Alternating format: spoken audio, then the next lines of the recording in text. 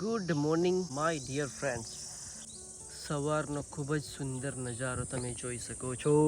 હું રોજ સવારે મારી સાયકલ લઈને વર્કઆઉટ કરવા માટે આવું છું. આ સાયકલ જેણે લેવી હોય એ ડીકેથલોન પરથી પરચેસ કરી શકે છે. મેં ઓનલાઈન સાયકલ પરચેસ કરી હતી.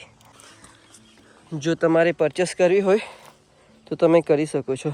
ખૂબ મસ્ત સાયકલ છે, ગેરવાળી છે. તો હવે હું જઈ રહ્યો છું મારા લોકેશન પર, જે નદીના બાજુમાં છે. આજે હું ત્યાં જઈને વર્કઆઉટ કરીશ. કેવી રીતે વર્કઆઉટ સ્ટાર્ટ કરવાનું એ બધું આજે હું તમને મારા વ્લોગમાં જણાવીશ. તો ફાઇનલી હું મારા લોકેશન પર આવી ગયો છું અને નદીનું નામ છે ખાપરી નદી. અને હું જ્યાં વર્કઆઉટ કરવાનું છું તે આ જગ્યા છે. એક આ જગ્યા છે અને એક પેલો બીજો ઢગ દેખાય છે રેતીનો, એ બીજી જગ્યા છે. આ સાયકલમાં સ્ટેન્ડ આવતો નથી એટલે મારે સ્ટેન્ડ ઓલવેઝ બનાવવું પડે છે. મજા આવે છે, કશું ને કશું મળી જાય છે. મેં મારું ટ્રાયપોડ લગાવી દીધું છે. તો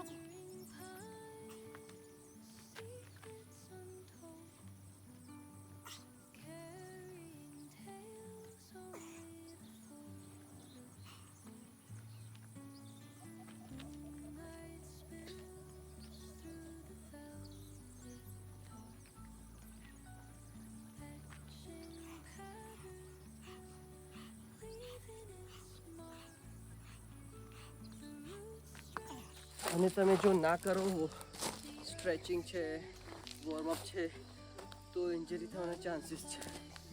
એટલે વર્કઆઉટ ચાલુ કરતાં પહેલાં વોર્મઅપ કરવું જ પડે. તો હવે હું 10 પુશઅપ કરીશ અને ત્યાં સુધી રનિંગ કરીશ.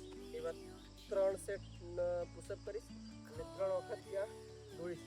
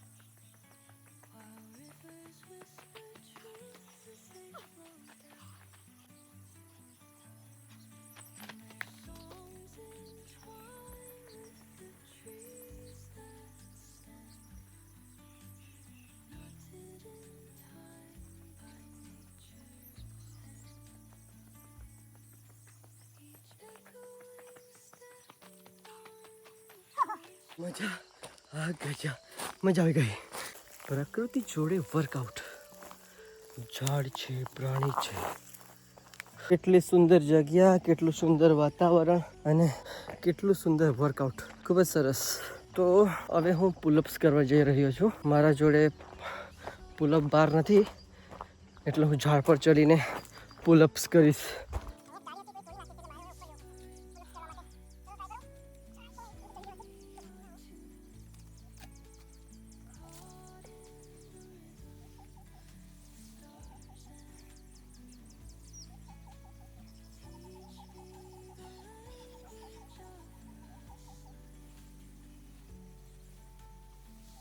એમ તો પહેલાં મને આ ઝાડ પર ચડવાનો ડર લાગ્યો, પણ હું ચડી ગયો. કેમ કે મને ખબર હતી હું આ ઝાડ પર ચડી જ જઈશ. અને હું ચડી પણ ગયો, પુલઅપ્સ પણ કરી લીધા. જો નદીમાં એક ભાઈ માછલા પકડે છે. માછલા પકડે છે નદીમાં એક ભાઈ. તાની જાળ નાખે છે. જાળ. મનની શાંતિ માટે મેડિટેશન ખૂબ જ જરૂરી છે. તો આપણે આ મેડિટેશનમાં આપણી આજુબાજુ ચાલતા વોઇસ અવાજો એને સાંભળીશું, એના પર ધ્યાન કેન્દ્રિત કરીશું. પક્ષીનો અવાજ છે, પછી નદીના ઝરણાનો અવાજ છે, પછી ઝાડનો અવાજ છે, એ બધા અવાજોને આપણે મહેસૂસ કરીશું અને એના પર ધ્યાન કેન્દ્રિત કરીશું. એનાથી આપણી મનની શાંતિ ખૂબ જ જળવાઈ રહે છે. મેડિટેશન કર્યા બાદ તમે આંખો ખોલશો, તમને એવી ખુશી થશે જાણે તમે કોઈ અલગ જ દુનિયામાં હોય.